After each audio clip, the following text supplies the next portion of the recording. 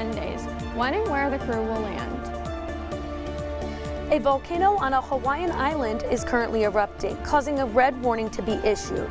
We'll tell you all about what that means for the people, places, and things in the surrounding areas. Vice President J.D. Vance left for Pakistan this morning. We'll tell you why he made the trip coming up.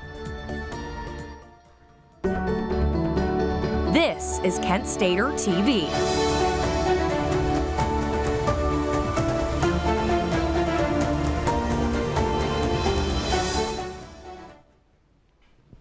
Good evening, everyone, and welcome back to the Friday Newscast. I'm Tatum Warrants. And I'm Ryan Mead. Thank you for spending your Friday with us. Now let's begin locally in Kent with the Kent Fire Department.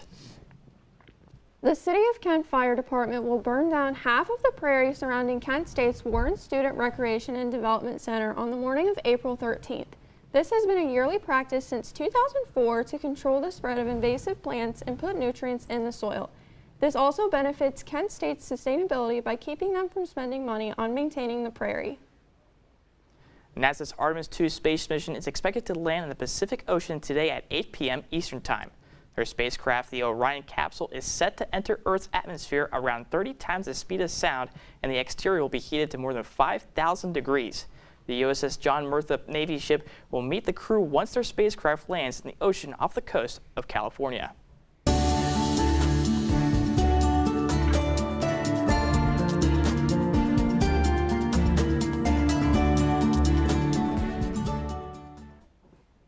Happy Friday, Kent, and I've missed you so much. I hope you've been able to stay dry, and let's take a look at that weather. Alrighty, so and Cleveland, it is 52, Sandusky is 46, and then down here it is going to be a little bit warmer because we are seeing a cold front coming in from Chicago over there that is going to come down and hit Ohio. Unfortunately, we're going to see that a little bit into starting next week. And then for raining, it is raining currently in Kent, but it is not too bad. But in Canton, Akron down here, it is going to be a little bit of heavier rain before the rain disappears completely and is going to go down towards West Virginia. And let's take a look at our counties now. So if we take a look at our statewide, we're going to see that over in Toledo area it is quite sunny, and down in Cincinnati it is even more warm. They haven't gotten hit with the cold front just yet. And in Athens it is keeping up with that warm 70 weather. And over in Pittsburgh, my home city, it is even warmer, so that is nice. I hope my family is having a good time. And let's take a look at our hourly. For our hourly tonight, we are going to be expecting lots of rain. It's just going to be getting steady across the night. It's 41 or 51 at 8 p.m. and then it's slowly going to decline into colder temperatures. But make sure you guys stay warm with a jacket and take a seat and cozy up as the rain keeps pouring. And I'll be back with the forecast. Thanks, Abby. The Kilauea volcano on the southern part of Hawaii is erupting again and is shooting large fountains of lava into the air. Kilauea is located on the Big Island in the Hawaii Volcanoes National Park. The area was placed under a red warning by the U.S. Geological Survey, which means the volcano poses a threat to aviation if ash clouds are released. The eruption has prompted park closures and evacuations. The FFA has announced a new goal for generation of video gamers to be air traffic controllers. According to the Government Accountability Office, the number of air traffic controllers has declined by 6% in the last decade. This shortage is believed to have been caused of COVID-19 and government shutdowns. An air traffic control job can be very difficult and puts people in high-intensity situations. The Trump administration has released models of what the 250-foot triumphal arch that Trump proposed will look like. The markups show a towering white monument along the Potomac River, which resembles the Arc de Triomphe in Paris. The Interior Department submitted the plans Friday with the Commission on Fine Arts, a federal agency, and they will examine the proposal next week. President Trump is receiving a major donation of steel for his $400 million White House ballroom project. The project, which is mostly funded by private donors, has doubled since its initial estimate. The White House has not yet confirmed the specifics of this project. A spokesperson does say that the renovations are to improve the White House at no cost to the taxpayers. President Trump is warning Iran not to charge fees to tankers going through the Hormuz Strait. Though a ceasefire announcement included the immediate reopening of the strait, oil tanker traffic has been nearly non-existent. Trump said in a social media post regarding Iran charging tankers, quote, "They better not be, and if they are, they better stop," end quote. The conflict has led to concerns of a global energy crisis. President Trump is warning Iran that if a deal is not reached, the U.S. will continue its assault. Leaders for Pakistan are describing this weekend as a make-or-break moment in the conflict. Fighting between Israel and the Iran-based military parliamentary group Hezbollah has threatened to derail the peace efforts. This conflict has driven consumer hikes in the economy for countries around the world. At the National Action Network's 2026 convention Friday, Kamala Harris suggested she could be running for president again in the future. She has not yet committed to a 2028 campaign, but she says she is considering it. While speaking at the conference, Harris outlined various things she would like to see done in the U.S., and the crowd chanted, "Run again" at some points. Pakistan is tightening its security ahead of peace talks between the U.S. and Iran. Authorities are clearing streets and have declared a 2-day public holiday for civilians. The ceasefire is holding for now, but tensions are rising and threatening to derail the talks. Israel's latest strikes in Lebanon and who should be included in the deal have also added to new uncertainty towards delegations. U.S. Vice President J.D. Vance boarded a plane Friday morning bound for negotiations in Islamabad, Pakistan. As he headed overseas with goals of ending the war, Vance warned Iran not to play the U.S. He has long been outspoken on the foreign military interventions and idea of sending military troops into open-ended conflicts. However, he says he is willing to make negotiations if Iran acts in good faith. Early this morning, students hopped out of bed to participate in Fab's Easter egg hunt. We'll tell you about it after the break. The efficiency of food delivery is starting to soar as food delivery services have started using drones to deliver takeout. Find out where when we come back. Good morning. Hope you all had a good weekend and are ready to be inspired. I kind of stuttered a bit. I want to remind you guys to be studying. Major key alert. Did you just look at your phone while you was in class? You played yourself. Class, today we're talking about inspirational quotes. You want to get that paper? You better turn in that paper and get an A+. That's a major key. Another one. Mogul talk. You want to reach the mountaintop? You got to go hard. To succeed, you have to believe. Stay focused. Fly higher than the eagle. Don't ever play yourself. The key is to make it, so make it. Louise, can you give me an example of an inspirational quote from recent history? Don't play yourself. The key is to make it. And who said that? I did. Now that's a major key alert. Learn the real major keys to getting to college at getschool.com.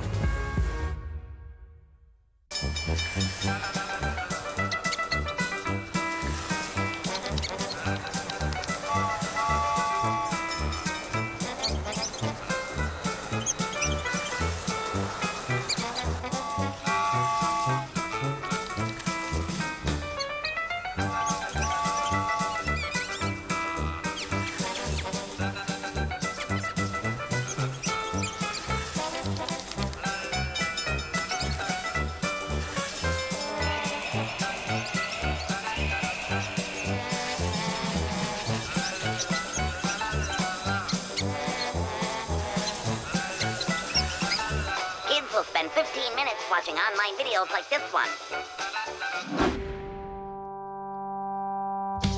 Brushing for 2 minutes now can save your child from severe tooth pain later. 2 minutes, twice a day. They have the time.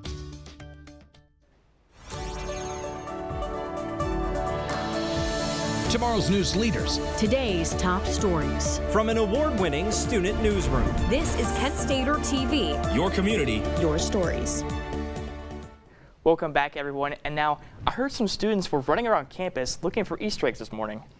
That's right, and KSTV's very own Lila Schaefer-Hughes has more on this bustling search for eggs. Lila, what can you tell us? Tatum, Ryan, that's right. Kent State students had the opportunity to run around campus in an attempt to win several prizes and celebrate Easter. I spent the whole day following them around and talked to some of the lucky winners. Today, as early as 4 a.m., students awoke to colorful Easter eggs hidden all around campus. FAB held its annual egg hunt, and the eggs have prizes and candy in them. Organizers say that events like these help bring people closer together. They had fun, and this year they have proven that they love egg hunt, even with the challenges that occur. So we hope to keep it going. With this being the second egg hunt ever held, FAB said that they tried something new, not having a set start time. Eggs as early as 2 a.m. were hidden, and eager egg hunters woke up to win the prizes.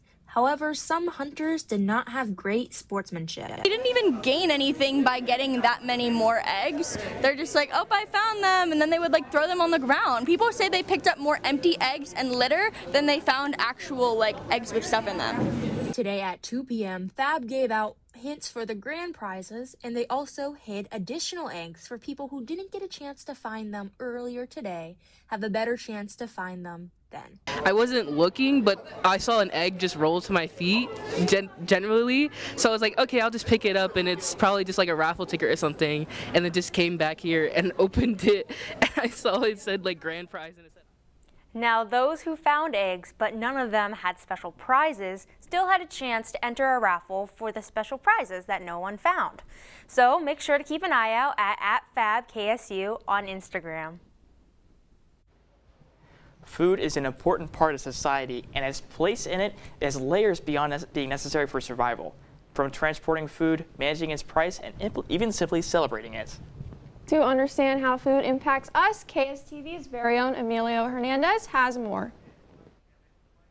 Thanks, guys, and good evening, Portage County. I hope you're all hungry for knowledge, because today's stories feature all things food. The first of which concerns the financial impacts of federal nutritional guidelines.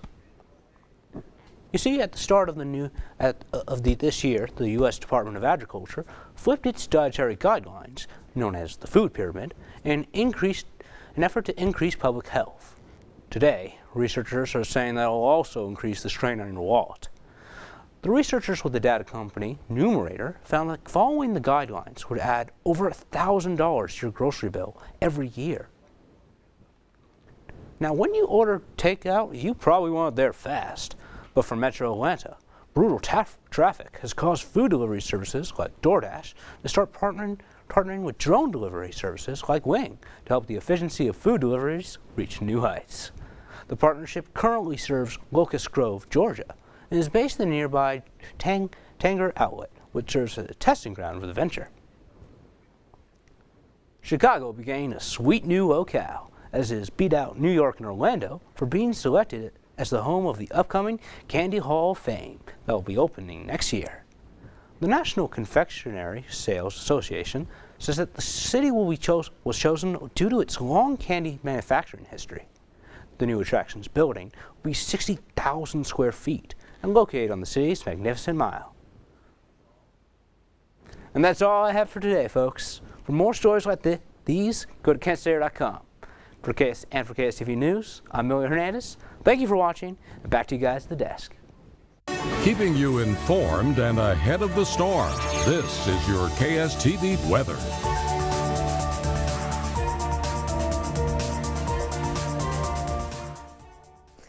What do you call a deer that loves being out in the rain? That's right, it's a reindeer. Now let's take a look at that weather. Alrighty, so for today it was 68 degrees and the wind was 12 miles an hour and it was going west. The humidity is 91. We had periodic rain throughout the whole day with 1/4 inch of rainfall, and the Artemis II is returning tonight. It is expected to be back at 8 p.m. and is going to be landing over by California. Super excited for that. It's going to definitely be very interesting and I can't wait to watch it. And let's take a look at the weather for tomorrow. So for tomorrow it is going to be 56 degrees and we're going to have some afternoon sunshine with the wind is going to be 5 miles an hour going north and the humidity is going to be 61. So for anyone that is going to be doing SIBS weekend, the Black Squirrel 5K, 10K, etc., or even Relay for Life, it is going to be pretty nice and warm out for tomorrow. tomorrow. So that is going to be very nice for all of you. And let's take a look at our extended forecast. So for our extended forecast, as we can see that the rain is coming, it is going to be quite a wet week for us. Monday is going to be 63% of rain, and Wednesday 56, Tuesday 58. So we're going to get more rain coming in from hitting Ohio. But luckily for us, we're going to get out of this cold front that is coming in from Chicago and is going to be hitting the 80s later into the week. So I am super excited for that. But for now, grab an umbrella, a rain jacket, and your rain boots, as it is going to be raining all night long here in Ohio. For KSTV, I'm Abby Kress. Stay tuned to hear about how a Dayton College's Wallaby was safely returned home. We got the go-ahead for 3 expansion teams. All the details coming up next.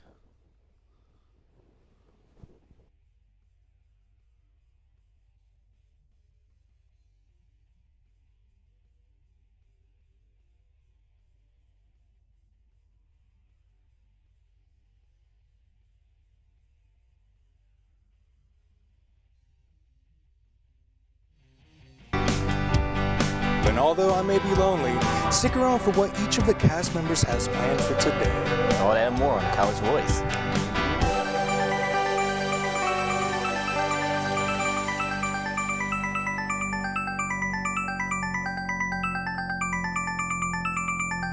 Peace out. Registration for Lavender Celebration is open now. Lavender Celebration is a historic pre-commencement ceremony held to honor queer graduating students. Now hosted by Pride Kent, this event will be held on April 30th from 6 to 9 p.m. in the Kent State Student Center Ballroom with a community reception at 5. Join us for a free dinner and award ceremony with keynote speakers and watch the graduates walk the stage and receive our iconic rainbow stoles. Bring your friends, family, and absolutely anyone, regardless of how you identify. Scan the QR code or go to the link below and register today. Registration closes April 20th.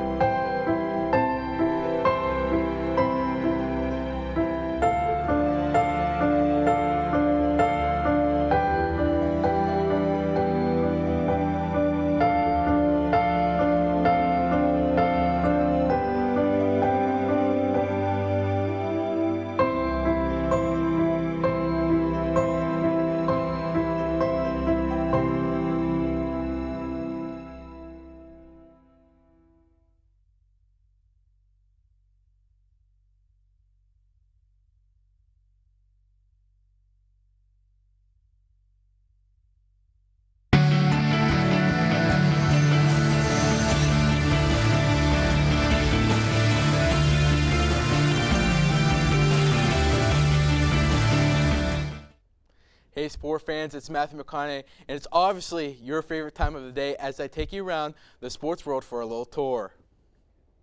Over to the diamond, the Kent State softball team is back in action this weekend, taking on the Huskies of Northern Illinois. The 3-game series will start Saturday with a doubleheader and go into Sunday for the last game of the series. Kent State is seeking to bounce back after dropping all 3 games against the team down the road. The Flashes are currently 17-19 overall with a 7-8 record in the MAC. The game will be streamed via NIU All Access, so make sure to tune in. Over to baseball, the Golden Flashes will twin with the softball team and will be on the road to take on the Northern Illinois Huskies. The 3-game series will start Friday and will run the bases into Sunday. The Flashes have won their last 5 games, including a midweek win over rival Akron. The Flashes have been the powerhouse of the MAC, leading in ERA, WHIP, strikeout to walk ratio, and walks allowed per 9 innings, ranking inside top 35 nationally. Not to mention the weapons they have when the bat is in their hands. Let's go over to the pros. San Diego Padres taking on Colorado, which was an extra winning thriller. Here, top of the 3rd, Brandon Doyle gets the low middle sinker, takes it deep center field. That one is gone, giving Colorado the lead 1-0. He's going to put on that purple fur coat. Fernando Tatis hits one to deep left field, a sac fly, which will tie it up, scoring 1. Now, top of the 10th, extra innings, 1-0, 1 out, 2 on. Tyler Freeman hits one through the 3-4 gap, scoring one. That game, Colorado takes the lead 2-1. Top of the 11th, 3-2, no out, 1 on. Brett Sullivan gets the pitch high. That will get to the corner, but Tatis Jr. quickly to cut that one off, scoring another one, 3-2 Colorado. Bottom of the 12th, tied up at 3-all. Bases juiced, 1 out. Xander Bogaerts will step up to the plate, launching the inside pitch away back, and that one is gone. They get the win off of a walk-off grand slam, winning the first game of 4. Let's head to the court. The WNBA gets the go-ahead for 3 expansion teams for the new season. For the upcoming years. Expansion teams for Cleveland, Detroit, and Philadelphia were first announced last June. Thursday, the WNBA and the NBA Board of Governors sat down and approved the teams, making a done deal. The league will roll out 1 team per year, Cleveland making their debut in 2028, Detroit in 2029, and Philadelphia will join the party in 2030. The WNBA has been going through a lot of construction lately, with the new season starting May 8th. The Toronto Tempo and Portland Fire will make their debuts. Now, you guys have put me on the spot asking me questions. I want to ask you questions. The WNBA is adding these 3 new teams, Detroit, Cleveland, and Philadelphia. What does this mean for the league? Well, I mean, this is really big for the league compared to what we've been seeing the past couple of months where they've been in a lockdown. But I think that overall, I like the cities that they picked, but they're kind of missing out in a certain area in Ohio. Maybe like the, I don't know, southwest region where, I don't know, somewhere like Cincinnati. And maybe if I were to get a little more specific, somewhere like Okeana, there's a couple of farm fields that would be really nice to, you know, if they were moved to the stadium. But what do you think, Tatum? You know, I love to see it. You guys know that I am not the biggest sports fan here, but anytime there's women in sports expanding the reach, I think that's awesome. And, you know, I think it's great that they have these 3 new teams. I have to agree with you guys. You know, adding a league for the women's for sports is huge. But also, your point of view, they need to add a team down into that western part of Ohio just to give them something more to go to. Oh, yeah. Well, that was a great discussion, yeah. It was a great discussion. Thank you guys for having me. Yeah. A runaway wallaby named Kuiper.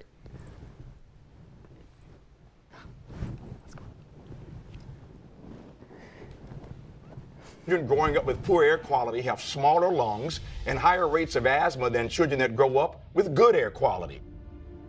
And unfortunately, poor communities have poor air quality. IQ Air Foundation is working to change this. Today, the IQ Air Foundation provides filtration technology to schools with poor air quality through our Clean Air for Kids program. Our goal is to help over 50,000 school children every year breathe over 90% cleaner air indoors, helping to level the playing field, reduce barriers to learning, reduce sick days, and increase test scores. Mitigating poor air quality is key to environmental justice. Help Clean Air for Kids reach more children at IQAirFoundation.org.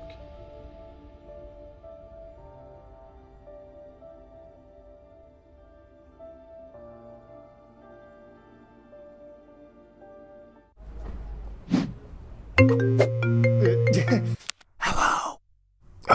Mom, you gotta stop this. I'm in a library, okay? What could happen?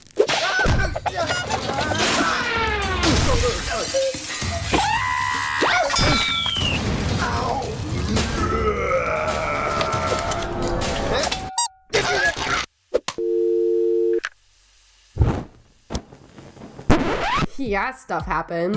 1 in 4 college students end up in the ER. That's why you need Emergency. Everything you need to handle an emergency. Share important info with your family and friends. Feeling unsafe? Help is 1 tap away with Urgent Alert. Upload your insurance card and your medical consent form so your family can speak to medical staff. Download Emergency now while it's still free, before stuff happens.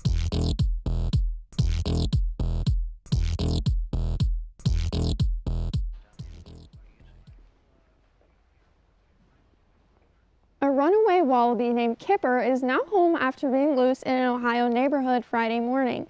Kipper broke out of his kennel near Sinclair Community College in Dayton and belongs to the head of the school's veterinary technician program. He was loose for about half an hour but was found safe near a county services building thanks to the quick help from local students and police. So everyone, what is your guys' favorite Easter tradition? Now, Easter was last Sunday, but we can still talk about it since we had a Easter story earlier. We can start over there on the couch. Well, my family's Easter tradition is my mom and my sister are gluten-free, so we make a Rice Krispie lamb, and it actually just happens to go all the way down from my Nana, on my Nana's side, so we make it every year, and it's very yummy. Awesome. For us, on Easter every year we went to my grandparents' house and my brother and I would hunt eggs. But I used to hunt eggs, like, even in the summer. I would ask them to, like, go around and hide eggs, and I would do it. Like, I thought it was a game, so, yeah. Yeah, my family's Easter tradition, every year, we just love to do the Easter egg hunt, and it gets very competitive. And every year, new people come and join our family, and it's always a lot of fun. My family, by the other hand, I'm from Colombia, so we don't really have any Eastern tradition. And since I've been here for 8 years at this point, we kind of just pick some stuff up. Right now, I'm just kind of just going around the house and trying to find just a couple eggs and trying to live it up. Yeah, well, my family loves to do Easter egg hunts. I go to church for Easter, and my dad always when we get back he'd have an Easter egg hunt for us. That was really fun. Didn't really do anything this year because, last week you might have noticed that my dad visited us on set, which is really fun for Easter, but we'll go ahead and move on to Matthew. Oh, yeah. You got to move that camera up. There we go. Up. There we go. All right. So for everyone wondering who these two are, they are high schoolers who are shadowing us for the day. They've been coming every week. But I got to say, my favorite family tradition has got to be 10 years ago when I was 9 years old, going around, running in the yard, hunting eggs. But now it's just chilling out with family and having fun. But yeah, what about you, Amelia? Well, for my family, well, like Ryan, we go to church and stuff, have dinner beforehand, and we do have, I wouldn't call it an egg hunt exactly, because we see my parents would go to the field in front of our house and basically just lay out a bunch of eggs. They weren't even hidden. They were just all out there. We would still have a good time, though, just collecting all of them and then eating the candy that's in them. All right, well, does anybody have any, actually, we're going to go ahead and end this discussion right here, and that's going to end today's newscast. Kent Stater TV will be back on Monday at 6 and then at 8 p.m. for Sports Corner. Have a great weekend, Portage County.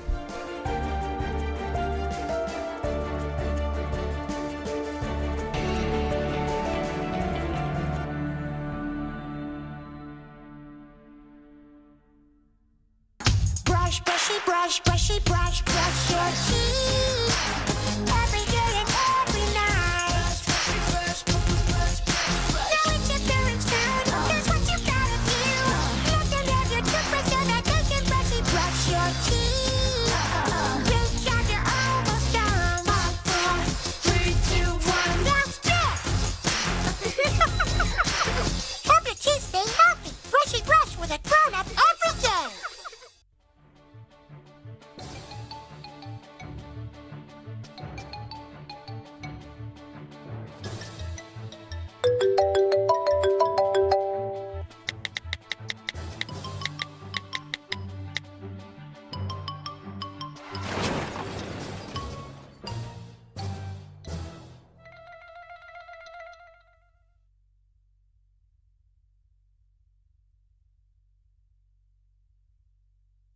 Hey, I'm worried about your parents.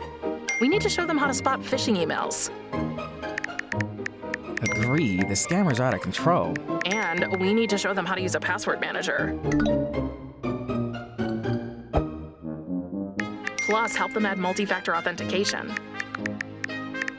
Yes, we use MFA at work and it's great.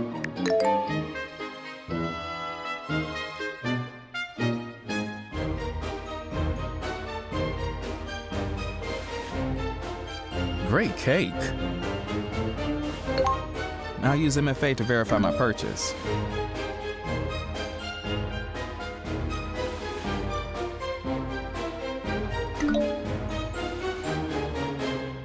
Software update? Done. Time to celebrate. For more information on how to keep yourself and those you care about safe online, go to CISA.gov/secure our world.